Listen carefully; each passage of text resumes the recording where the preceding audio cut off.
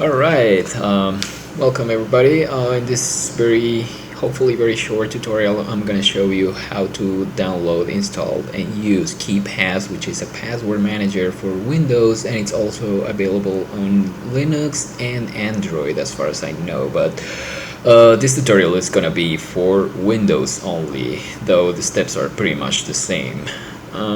Okay, so the first thing you need to do obviously is download the software, and for that what you want to do is go to keepass.info, hit enter, and that's it.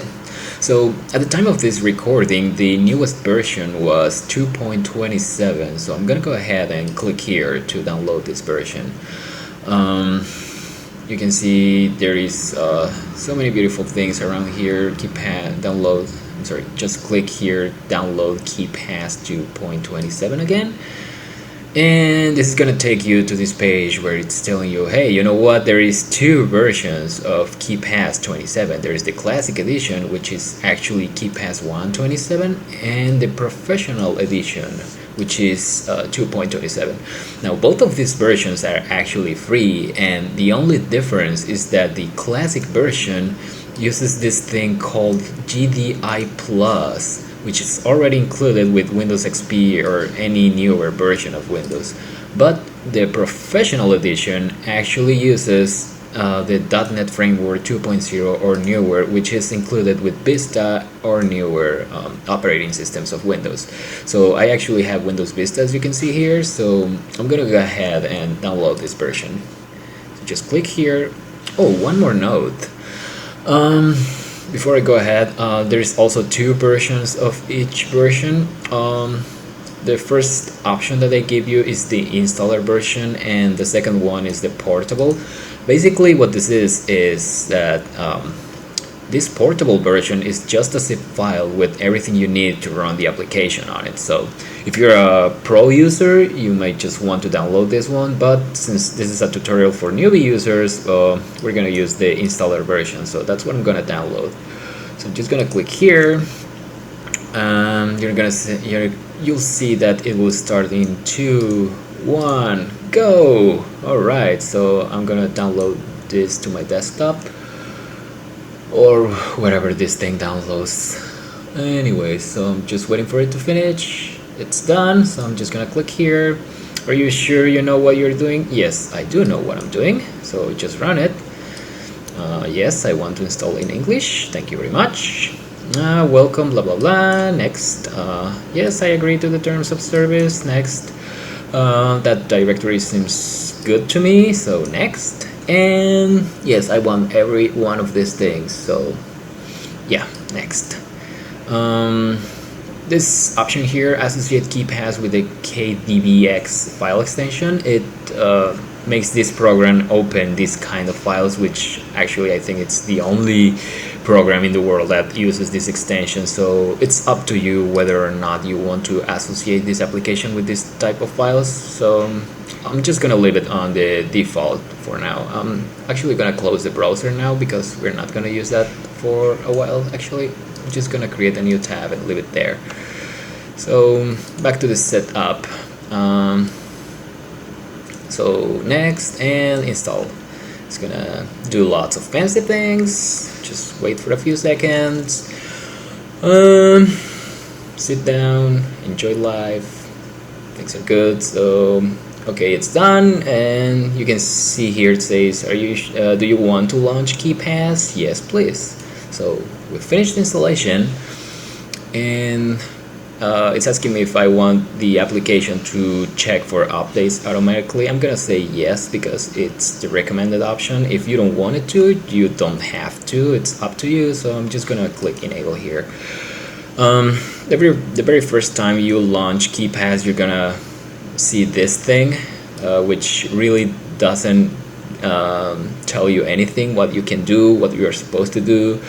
The magic begins when you actually create your first database file. So this database is going to be a collection of all of your logins, your usernames, your passwords, some additional information that you want to put there. And well, in order to save that information, you need to create a database. So that's what we're gonna do right now. So I'm gonna go to File, New, or you can just press Ctrl N, or actually you can just click here on the new icon on the toolbar. So I'm gonna do that, and it's gonna ask me where I want to save this database file.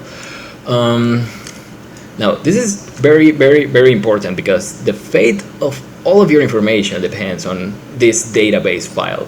Every single one of your logins, your passwords, your additional information is gonna be stored in this database file that you choose.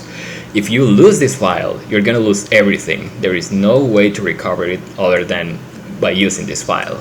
So be sure to first know where you're saving this database file. 2, make regular backup copies, either to your cell phone or a USB drive, or maybe even the web, if you're not paranoid as I am. But so for now, I'm just gonna create a database file called secret information. How about secret logins? Yeah, I like that.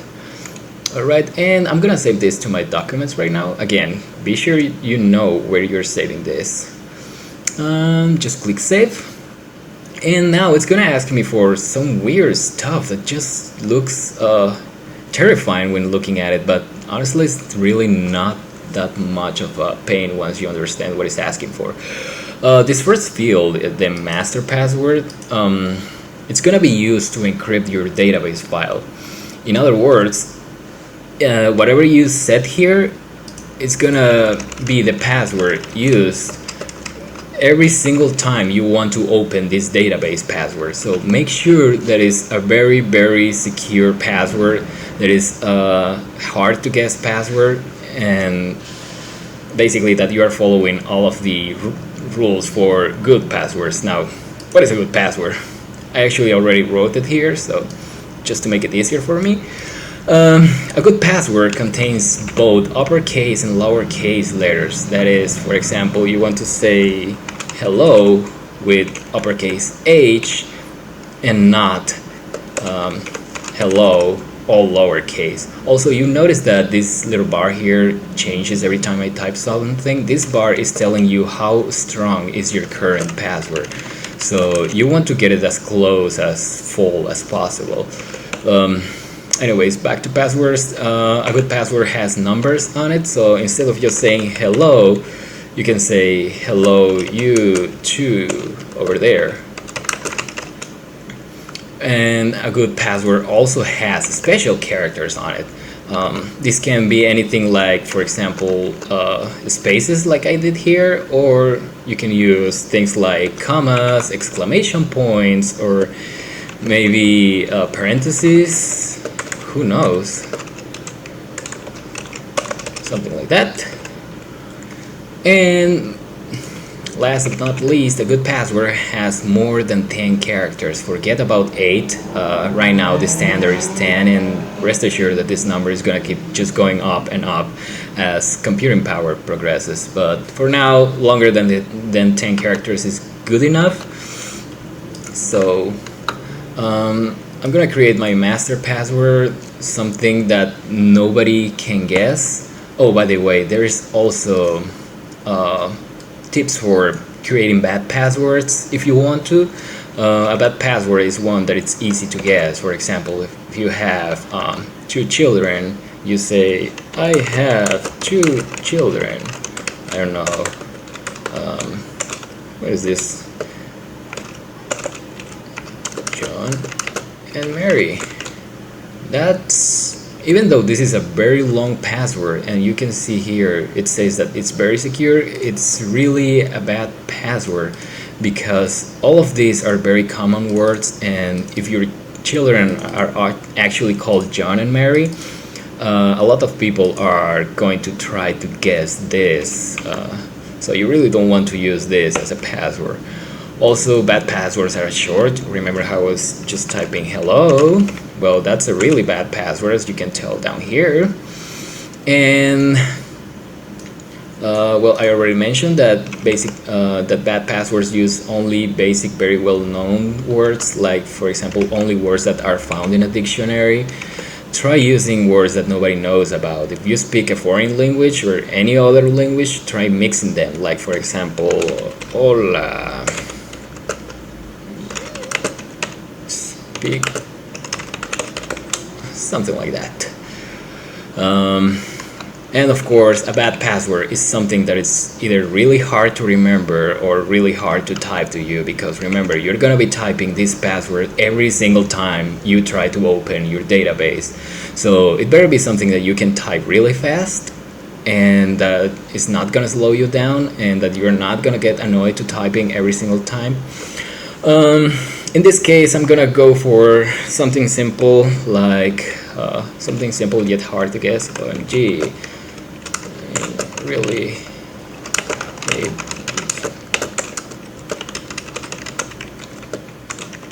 something like that. I might as well just remove. Yeah, that looks good. If you click in this icon here, it's gonna hide your password. So of course you don't want anybody looking at you when you're typing this. So I'm just gonna try to remember this right now. OMG, I really hate these 3 passwords. You may be wondering, why am I saying this even though it's only 1 password? Well, this is just to try to make it harder to guess, and again, easier to remember for me. It doesn't make any sense to anybody, but it does make sense to me, because I know I'm just trying to deceive you from thinking that I hate passwords, or this password that I'm typing. I don't know, it just makes no sense, and I don't want it to make any sense. So I'm just gonna erase this here, and I'm gonna type it again just to make sure that I can type it every single time.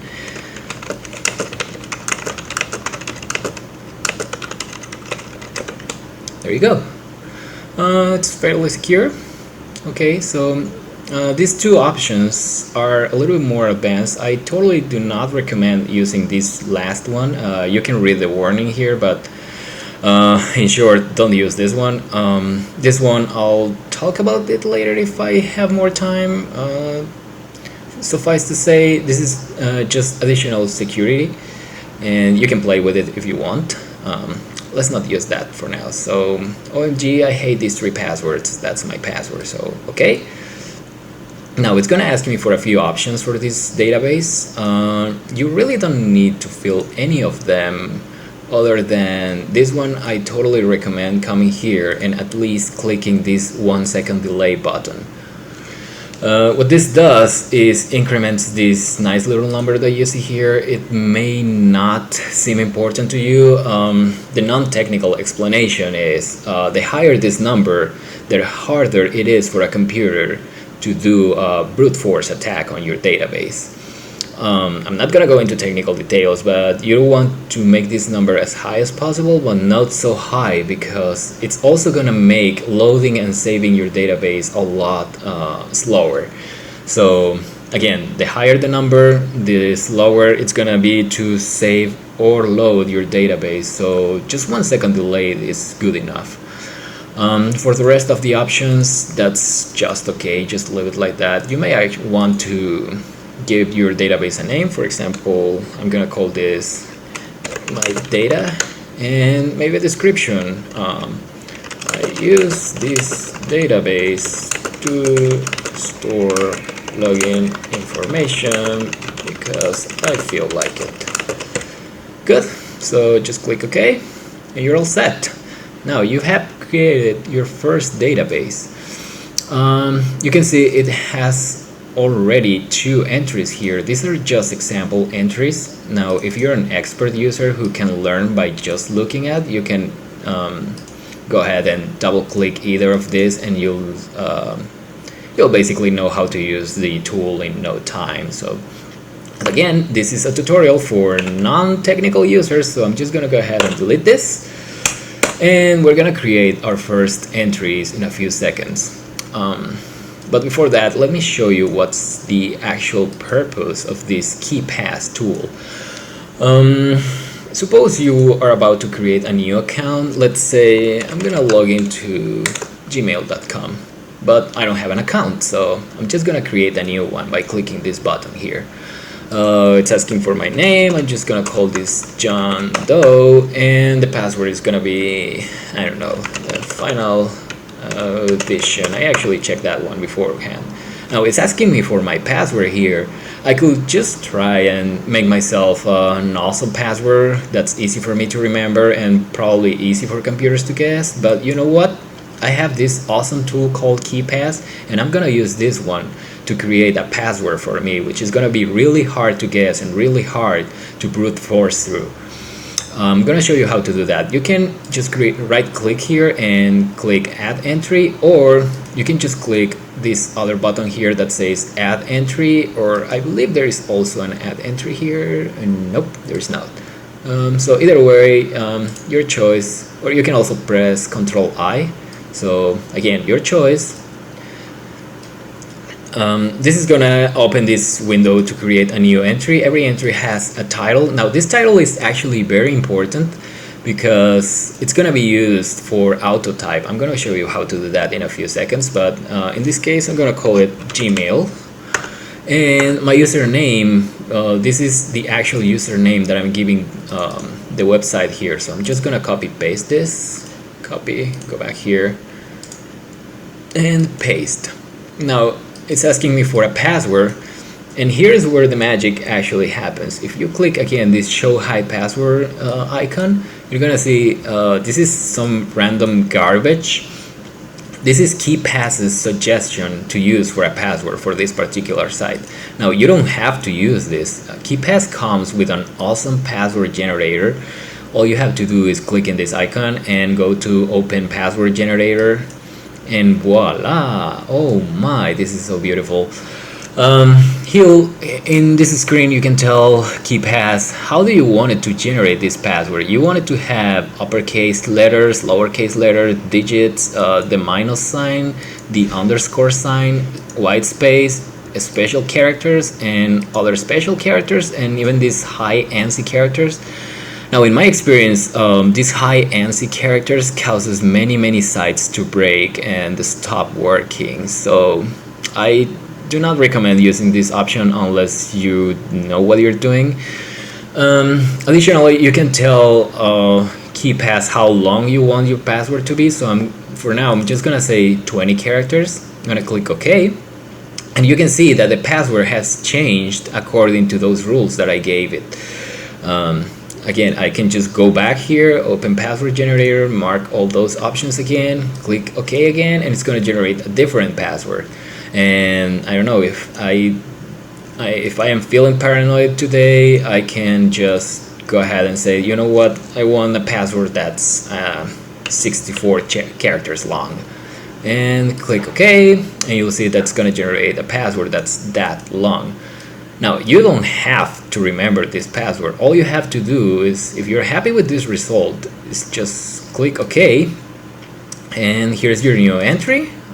This is for Gmail, and this is your username at Gmail, and your password of course is not shown. So what do you do once you have all of this? Well, you just right click and select copy password, or you can just press Ctrl+C as you see here.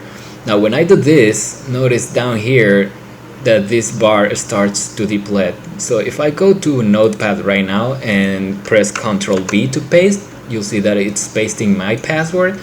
But once this bar is gone, which is gone now, if I try to press Ctrl+V again, your password will no longer be in your clipboard. So it's only gonna give you about 12 seconds to copy and paste this password in whichever field you are going to use it. So I'm gonna show you another option for password generation. Again, open the password generator. In addition to all these nice little options, oh, very important, not every site supports every single one of these characters, especially these special and brackets characters are not accepted by many sites as characters for a password. So if something is failing for you, just be sure to uncheck those.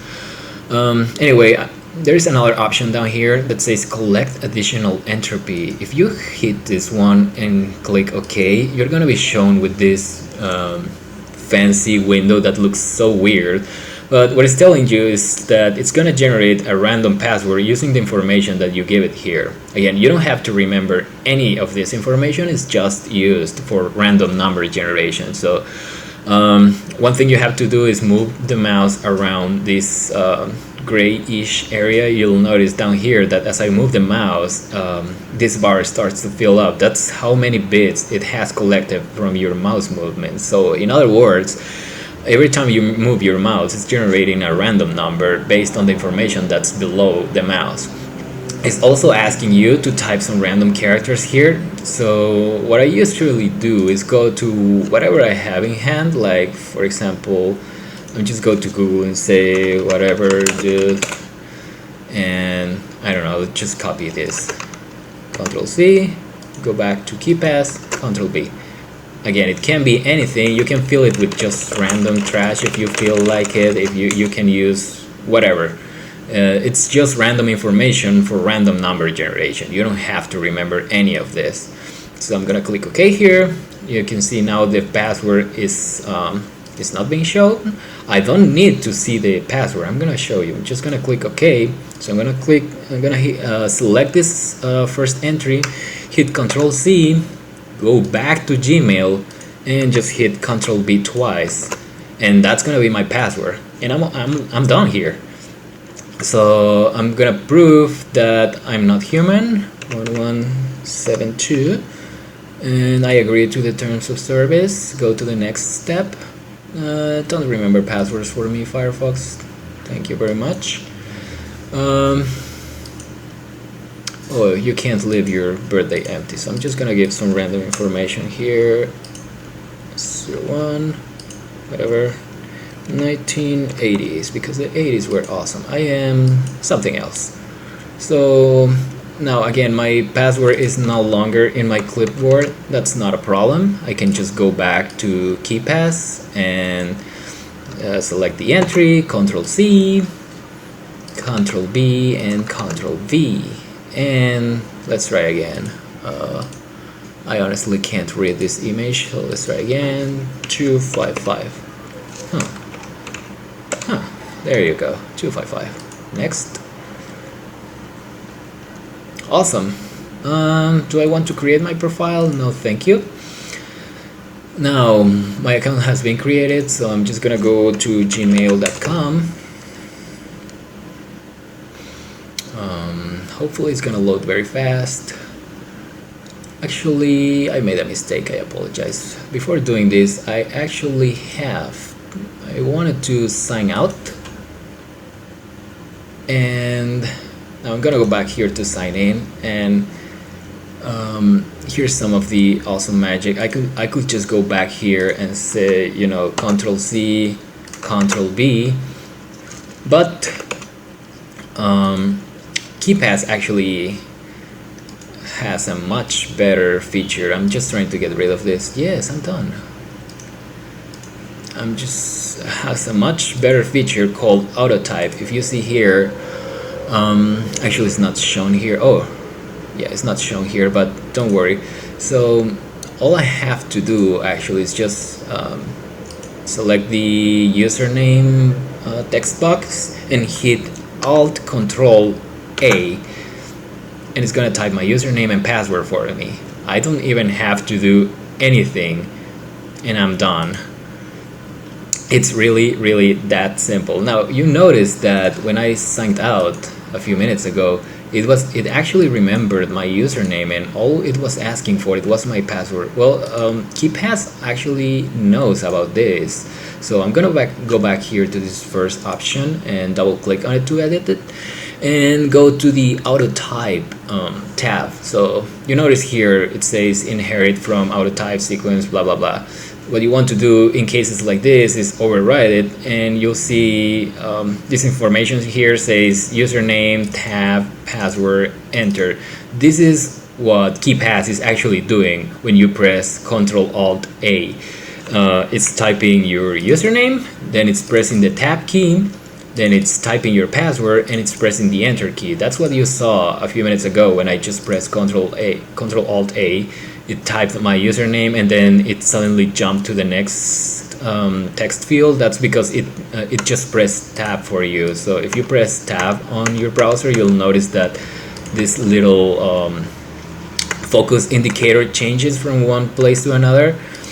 So what you want to do in cases like this, where you know that your username is already going to be there, is just edit this text so you get rid of your username and the tab key, so that it presses so that it types your password and hits enter, and that's it. Hit OK. I'm gonna hit Control Alt A again. It's gonna type my password and it's gonna sign me in. Awesome, huh? Oh, I have 3 emails already. And that's about it. Again, for every site that you know of, say for example, I love this site because I'm a shopaholic. I want to create a new account here. I don't have an account. Yeah, I'm a new customer, of course. My name is John Doe. My email address, oh gee, I don't remember what my email address is. Well, I'm just gonna go back here, and I know that I have an email at Gmail, so I'm gonna copy the username. But you know what, I don't feel like editing this every time I want to type my username. So what I'm gonna do is press the right mouse button, and you see there is this option that says copy username or Control B. So I'm gonna do that. I'm just gonna hit Control B and Control V to paste, and I know that this is at Gmail, so I'm gonna type just that. And oh, it's asking me to type it again. I'll do it again, no problem. And my mobile phone is optional, so I'm not gonna give it here. And it's asking me for a new password, so I'm not gonna give it this same password that I already have here, because that will be unsafe. What I'm gonna do instead is just create a new entry, and I'm gonna call this Amazon.com. And for my username, in this case, your username, I know that my username is gonna be my whole email alias, so I'm gonna copy this and paste it here. There you go. And I'm gonna use again the random password generator. I'm gonna tell it, you know what, I want password to have all these characters. I don't want the special characters because I'm not sure if Amazon supports those, but I'm paranoid and I want my password to be, I don't know, maybe 70 characters long. Is that good for you? By the way, there is this preview tab. If you click here, it's gonna generate you lots and lots of passwords based on these rules that you gave it. So again, I want to collect additional entropy, and I'm just gonna drag the mouse around and have some fun with it. And I'm gonna look for some random text. Maybe this text is good enough. Who knows? Remember that in your world anything is possible, so I'm just gonna delete a few extra spaces because why not? But again, this can be anything. The more random it is, the better. Anyway, so that's okay. Just hit OK, and that's it. I have a password for Amazon that I have not even seen, and I'm just gonna copy this and paste it here twice, create an account, and I'm done. Awesome, huh? That's about it. That's all you do. Like, just every time you go to a new site or an existing site and you want to change your password, you just come here, open the password generator, give it a few rules that you know your site supports, and that's it. And you just copy that password, paste it on the password field, and you're set. Another interesting feature that I want to mention before I go is each one of these entries supports additional information. Like, for example, for Amazon, I would like to say, I don't know, my credit card. Actually, this will be more suitable for like your bank account password, but just to give you an idea, then you enter your credit card number here. Of course, this is not my credit card, I swear to you. And that's it. This information is going to be stored in your database. One very important step that I have not performed yet is save. Your password information, your login information, everything we've done so far is not saved until you click here on save. Of course, you can also go to File and select Save, and if at this time you go to your if at this time you go to your computer, go to your documents, you see here's your database file. And again, if I try to open this file in a plain text editor, it's not gonna let me because this file is actually encrypted. I don't want to save that, no problem. You see, nobody will ever be able to read your information unless they have your password. Again, if you lose this password or if you lose this file, all your information stored in this database file is gone with it. All the information is in this particular file, so make sure to have a backup in a different computer, in your cell phone, in whatever you trust the most, because you're gonna lose it someday. Something is gonna happen. Maybe your cousin is gonna come and just press spacebar and hit the delete key and say, yeah, I want to delete this. Or who knows, maybe your hard drive will explode, or maybe, who knows, a million things can happen. And rest assured, if you say, nah, that's not gonna happen to me, it is gonna happen to you. So yeah, that's about it. One last thing for added security. Remember that at the beginning I mentioned that this key file provider option makes things better for you. By the way, I already forgot my password here. OMG, I hate these 3 long passwords.